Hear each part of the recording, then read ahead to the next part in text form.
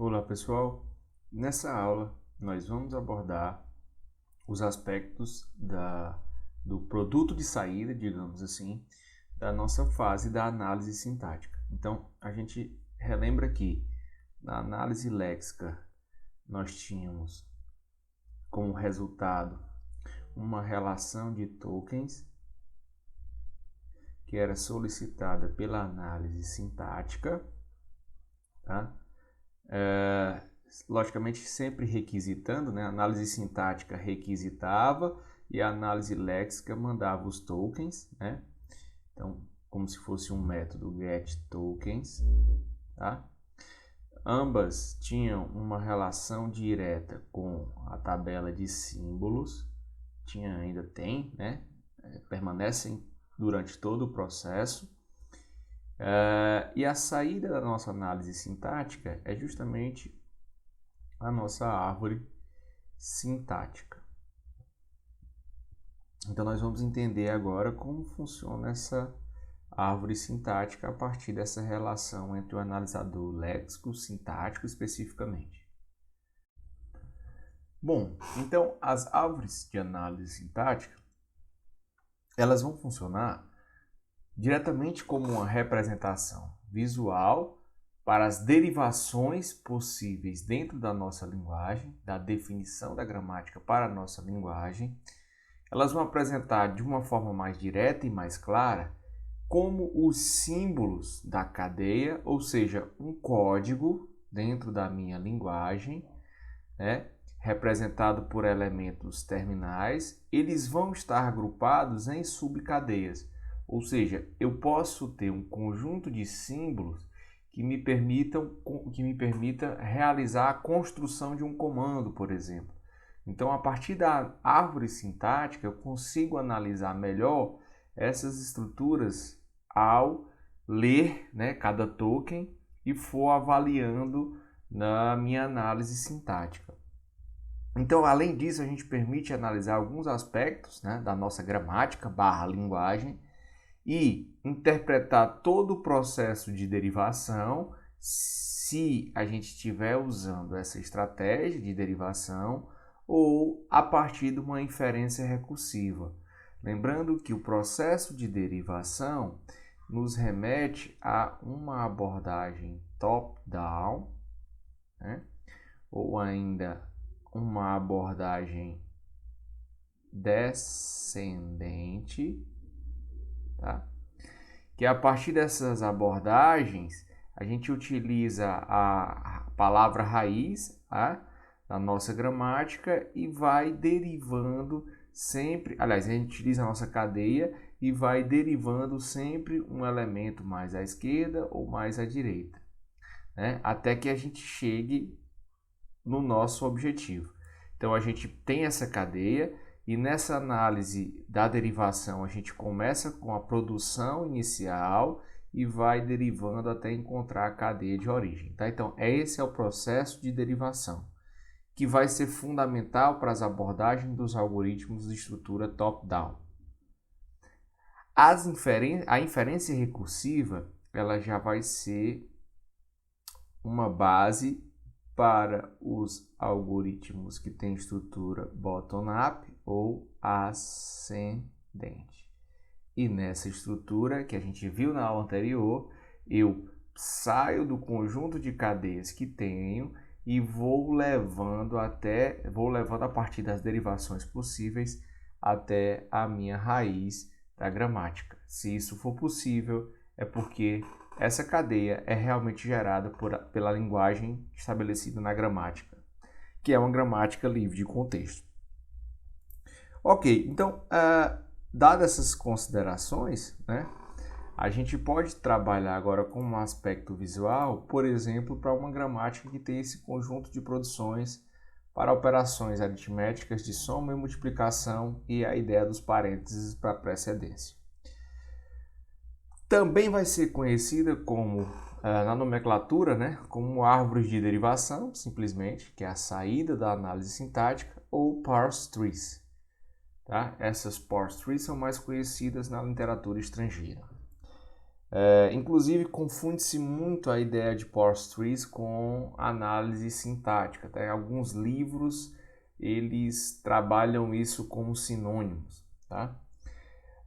Então, elas vão representar completamente a derivação, mas nem sempre é necessário utilizar toda a informação. Então, eu não preciso de tudo que eu tenho aqui na minha cadeia para representar a minha árvore. Mas é importante entender que esse conjunto, por exemplo, A mais B vezes, abre parêntese, 0 mais 1, fecha parêntese, pode me levar à construção de uma estrutura que defina a semelhança do conhecimento que eu quero ter a partir da minha gramática.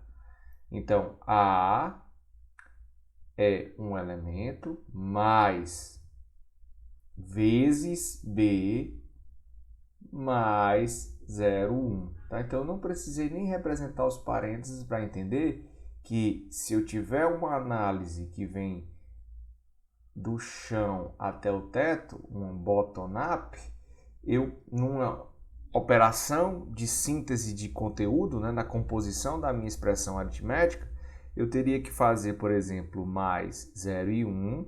O resultado disso eu multiplicaria por B e o resultado disso eu multiplicaria por A.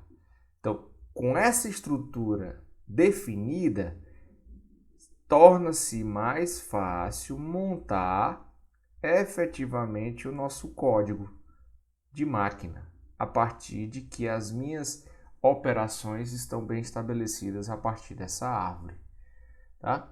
Então, a ideia é essa, é construir essa estrutura e entender a composição de uma subcadeia de elementos da minha linguagem. Bom, então, a gente pode trabalhar com uma ideia de uma árvore de sintaxe abstrata, né? Um pouco mais simples, eliminando alguns elementos que não são necessários, mas que contém a informação necessária para o compilador. Né? Mais nada, eu não quero mais nada. Eu vou omitir, vou abstrair alguns detalhes que não são necessários para a minha composição de síntese do processo de compilação. Tá? Então, algumas regras gramaticais incluem não terminais somente como mecanismos auxiliares. Então, isso aqui eu não preciso me preocupar para montar a minha árvore. Então, tomando como exemplo essa gramática que tem comando, o comando deriva comando if ou id, atribuição, símbolo de atribuição e expressão. O comando if pode ser a palavra reservada if, tá? Isso aqui é um terminal, ou abre parêntese, uma expressão, fecha parêntese, a palavra reservada then e a variável comando, né? O símbolo variável comando. Ou eu posso ter um if, abre parêntese, uma expressão, fecha parêntese, a palavra reservada then, um comando, a palavra reservada else e outro comando. E a minha expressão, ela pode ser definida como 0 e 1. Tá? Vamos supor que é só 0 e 1. Então, vamos considerar essa gramática. E agora vamos fazer a nossa árvore, né, de análise sintática concreta da cadeia. Vamos supor que eu tenho essa cadeia aqui. Ó. If, abre, 0, fecha. Then, x recebe 1. Else, x recebe 0. Tá? Isso é o nosso elemento que representa a atribuição, tá? 2 pontos igual. Na linguagem Pascal, acho que funciona dessa forma também, mas não interessa. A linguagem que eu vou desenvolver, eu posso utilizar algo desde que ele não seja um ambíguo, né? Desde que ele não force o compilador a entender de formas diferentes. Então, se eu for montar a minha árvore, eu vou partir de quê? Eu sei que eu começo com um comando, tá? A partir da minha gramática. Então, eu tenho o meu comando. O comando vai derivar o comando if. Tá? Comando deriva o comando if. Porque o que eu quero é o comando if, não é um comando de atribuição. O comando if pode ser utilizado a partir de uma dessas duas estruturas. A estrutura que eu vou utilizar é a que contém o else. Então, eu tenho o tkif, tkap, uma expressão, o tk fecha parêntese, o then, depois um comando, isso é um comando, o else e depois outro comando. Perceba que o if está ligado diretamente à palavra reservada if, isso é o terminal. O abre parênteses está ligado diretamente ao terminal abre parênteses. A expressão está ligada ao valor zero, que a gente acabou de definir aqui, pode ser o valor zero. Fecha parênteses também é o nosso elemento final. O then é a palavra reservada. Agora perceba que o comando eu posso variar bem aqui, né? Então, o comando ele tem essa estrutura, o identificador, o comando de atribuição, né, o símbolo de atribuição, e finalmente uma expressão.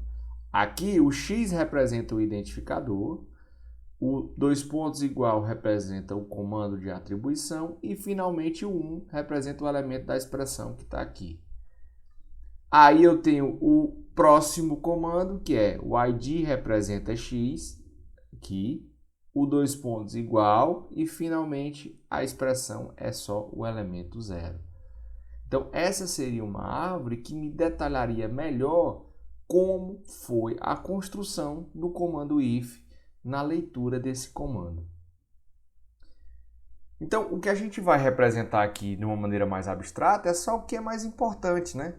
Para a gente, eu posso eliminar alguns detalhes.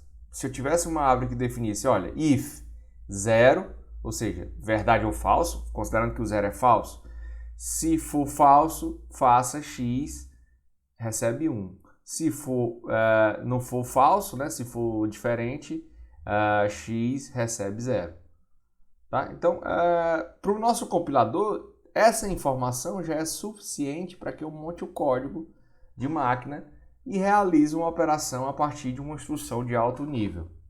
Tá? Então, isso é fundamental para que a gente possa abstrair na nossa árvore e, a partir da nossa análise sintática, gerar realmente um entregável, digamos assim, do processo dessa análise que facilite a criação do nosso código. Outro exemplo que a gente pode definir para considerar o conceito de árvore de sintaxe abstrata, né? Vamos considerar agora uma sequência de declarações separadas por ponto e vírgula. Então, eu poderia ter uma gramática que define o seguinte: lista de comandos deriva o comando, né? Ponto e vírgula, lista de comandos, ou lista de comandos deriva só comando. E o nosso comando só pode ser o caractere S, tá? Então, a gente teria, por exemplo, num código fonte S, ponto e vírgula, S, ponto e vírgula, S, tá? Se a gente fizesse uma árvore de análise sintática para essa ideia, nós teríamos a lista de comandos, ela vai derivar o comando, ponto e vírgula, lista de comandos. O nosso comando vai ser o primeiro S, que vai a utilização dessa produção. Logo em seguida, o ponto e vírgula já é o símbolo terminal, o S também não tem o que fazer, e o lista de comandos pode ser derivada em comando, ponto e vírgula, lista de comandos novamente. O nosso comando agora é esse S, tá? Esse S é um símbolo terminal, ou seja, ele vai ser um token que vai vir lá da análise léxica. O ponto e vírgula também é um símbolo final e, por sua vez, mais um token que vem da análise léxica. E ainda posso derivar a lista de comandos como a produção que tem somente um comando. Então, lista de comandos deriva comando e, portanto, o nosso comando, por sua vez, deriva em S. Tá? Essa seria a árvore de análise sintática para a cadeia S, ponto e vírgula, S, ponto e vírgula, S. Tá?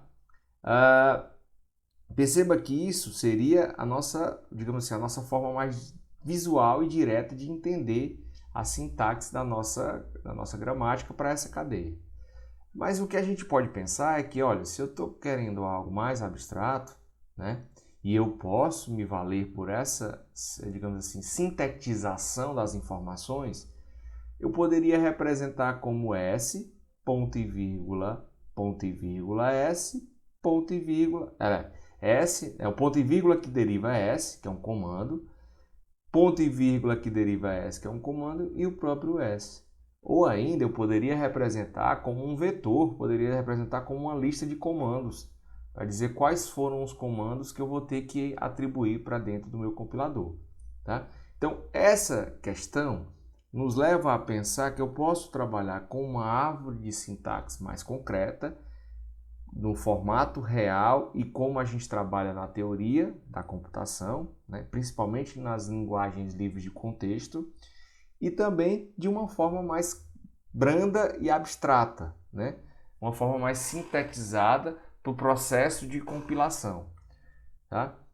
Então, na verdade, o que a gente vai trabalhar dentro de uma sintaxe abstrata para definir a nossa árvore é qualquer estrutura de dados, não especificamente uma árvore, como a gente está enumerando aqui. Tá? Então a gente pode trabalhar com um grafo direcionado também, ou com uma lista. Tá? O que a gente está fazendo aqui é o que a gente contextualiza em alguns livros, que é um metamodelo. Então o que eu estou gerando no fim das contas é a saída da minha da análise sintática, é algo que me permita interpretar as condições da criação de um código de máquina, ou seja, os comandos que eu tenho dentro do meu código fonte, as instruções que eu tenho dentro do meu código fonte, tá? Então, a árvore de análise sintática, se a gente considerar a relação entre abstração e concreto, né, digamos assim, essa árvore de análise sintática, quanto menos abstrata for, né, ela é mais fácil de construir, mas eu tenho uma dificuldade maior de interpretar e usá-la, por exemplo, para análise semântica e para o restante do meu processo de compilação. Agora, se eu consigo fazer algo que me deixa mais próximo do meu entendimento, né, que é um metamodelo mais claro de entendimento, eu vou ter uma dificuldade maior na construção dessa ideia, ao passo que quando eu estiver na minha análise semântica, que é a próxima fase do processo de compilação, e consequentemente nas outras fases de síntese, eu tenho uma facilidade maior de manipulação. Eu consigo entender melhor como eu posso manipular esse código para gerar o meu código de máquina no processo da compilação. Tá? Então, se a gente pensar numa gramática simplificada para uma linguagem, que é uma linguagem de exemplo chamada alguma, eu poderia definir os meus tipos léxicos, né, que são as variáveis, e os tipos de variáveis inteiro e real, e dizer que o meu programa tem a seguinte estrutura. Primeiro eu começo com 2 pontos, depois eu coloco as declarações, né? Lista de declarações, né? Declarações é a palavra reservada, lista de declarações, ponto e vírgula, aí eu coloco a palavra reservada algoritmo e boto a lista de comandos. As minhas listas de declarações, elas podem ter declaração, lista de declarações ou somente uma declaração. Tá? Então, declaração, para fazer uma declaração eu tenho que ter variável, né? Uma variável, qualquer elemento que se enquadre nesse padrão, colocar os 2 pontos e colocar um tipo da variável, ou inteiro ou real. Lista de comandos, eu vou ter um comando, ou lista de comando, um comando depois seguido de lista de comandos, ou simplesmente um comando e ponto e vírgula. Tá? O comando, ele é um comando de entrada ou comando de saída. O comando de entrada, ele é ou ler e uma variável, e o comando de saída é imprimir uma variável. Lembrando que ler, imprimir, 2 pontos, declarações e algoritmo são todos elementos reconhecidos na análise léxica. Declarações, algoritmo, ler, imprimir são palavras reservadas que se enquadram no padrão de variável, mas eu não preciso fazer nenhuma validação porque ela já é uma palavra reservada, tá? Então eu poderia ter um exemplo do código para a gramática que eu acabei de definir, que seria dois pontos declarações, aqui ó, começo com dois pontos declarações, e aí argumento dois pontos inteiro e fatorial dois pontos inteiro entra na lista de declarações. A minha lista de declarações tem declaração, que é o quê? Uma variável, dois pontos, tipo de variável. Argumento é a variável, dois pontos, inteiro. Depois eu continuo na minha lista, já que eu tenho uma lista de declarações, então eu utilizei agora mais uma, que é fatorial, dois pontos, inteiro. Então, fiz a minha lista de declarações. Agora eu utilizo ponto e dois pontos e uso o algoritmo. Depois eu vou fazer uma lista de comandos, tá? Lembrando que aqui eu tenho um comentário, esse comentário não entra para análise sintática, ele é eliminado na análise léxica. Uso ler variável, argumento, ler fatorial, ler fatorial, né? Cai aqui no comando de entrada e imprimir fatorial, finalizando aqui a minha lista de comandos. Um detalhe importante, tá? Tá faltando o que aqui, né? Diante desse código, o que está faltando que eu apresente?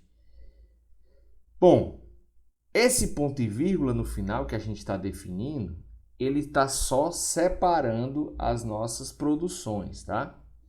Perceba que se eu tivesse considerando esse ponto e vírgula como um elemento pertencente à minha gramática, eu teria que colocar entre aspas simples, e esse ponto e vírgula ele se enquadraria na mesma regra de dois pontos, né? Que seria um token que define o comando fim de instrução.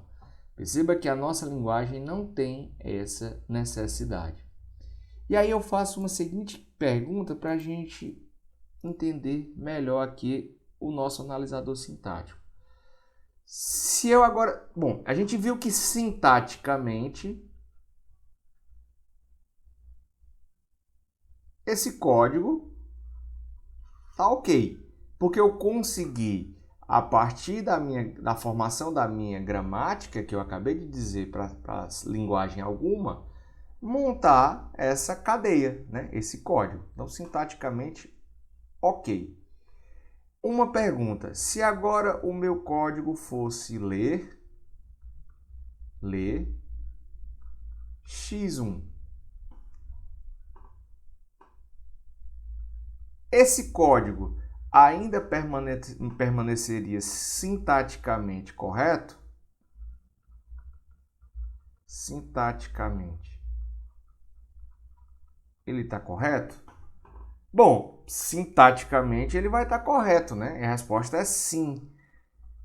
Porque eu consigo montar ainda no conjunto de instruções o ler e x1 ele se enquadra no padrão de variáveis para a minha gramática lá no analisador léxico. Então, tudo certo. Só que agora eu tenho um erro nesse código. O erro tá que x1 não foi declarado, mas esse erro não é sintático.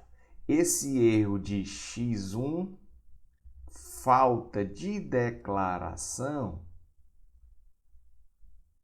apresentar esse erro, já seria um erro semântico. Mas para a gente tratar esse erro semântico, eu tenho que ter a minha árvore sintática para entender as estruturas e ainda tenho que ter o auxílio da minha tabela de símbolos. Tá? Então, por isso que a gente precisa ir fazendo passo a passo o nosso analisador sintático para construção, passo a passo o nosso compilador, e o analisador sintático junto com a sua tabela de símbolo vai ajudar fundamentalmente na hora em que eu estiver na análise semântica. Bom, então, para o exemplo anterior, a gente poderia ter uma árvore de análise sintática, né, mais concreta, considerando todos os aspectos da gramática. Por exemplo, o programa vai derivar em dois pontos, declarações, lista de declarações vai derivar declaração, e aí eu tenho var, tipo var, né? Lista de declarações, declaração, eu tenho variável, tipo var, né? Lembrando que aqui a gente tem para o nosso código a variável já definida com o nome, né? Que seria argumento, tá? E a outra variável que a gente estabeleceu, fatorial, tá? Já seria incluída aqui. Fatorial.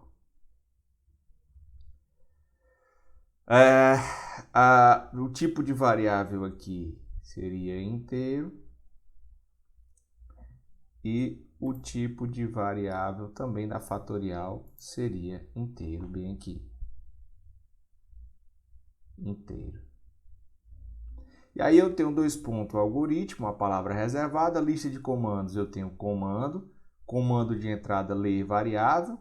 A primeira variável que ele lê no comando de entrada é argumento e depois fatorial, né? Então aqui a gente tem argumento e aqui a gente tem fatorial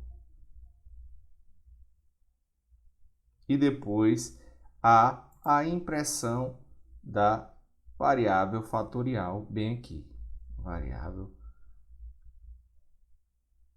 fatorial. Então, isso seria uma árvore sintática concreta, né, onde eu tenho todos os aspectos das produções possíveis dentro da minha gramática e os símbolos terminais finalizando a ideia da minha árvore, né, onde são os elementos da folha, onde não há mais nenhuma derivação. São símbolos terminais realmente como o próprio nome já diz.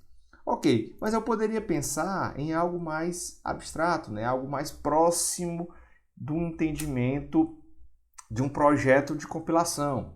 Então eu poderia, por exemplo, criar uma estrutura mais abstrata, né, que tem uma classe programa, que tem uma lista de declarações e uma lista de comandos, já que a minha gramática ela tem esse perfil, né, de lista de declarações e lista de comandos dentro do seu contexto de programa, tá? E aí eu poderia pensar que uma declaração, ela é uma string nome var ou um tipo var, que é um tipo, né?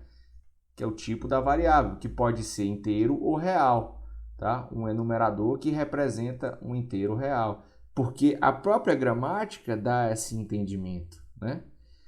Eu posso pensar ainda numa classe comando, que tem um tipo comando, um enumerador que me diz se é entrada ou saída, e eu tenho uma string que representa a variável. Qual é a variável para o comando que eu estou aplicando? Porque justamente eu tenho essa ideia dentro das minhas produções. Então, em outras palavras, a gente poderia pensar em classes que representassem bem as estruturas das produções da minha gramática, ou seja, da minha linguagem. Ou classes ou funções, né? Uma forma mais estruturada para entender melhor o processo sintático da leitura de uma cadeia. E aí, quando eu fizesse isso, eu poderia pensar o seguinte, olha, o programa, ele deriva um conjunto de declarações e as declarações que eu tenho são um argumento é inteiro e um fatorial é inteiro. E poderia pensar, olha, o programa tem um conjunto de comandos, né? Então, quais são os comandos que eu tenho? Tem um comando de entrada que é para ler o argumento. Eu tenho um comando de entrada que é para ler o fatorial. E eu tenho um comando de saída, ou seja, para imprimir o valor desse fatorial.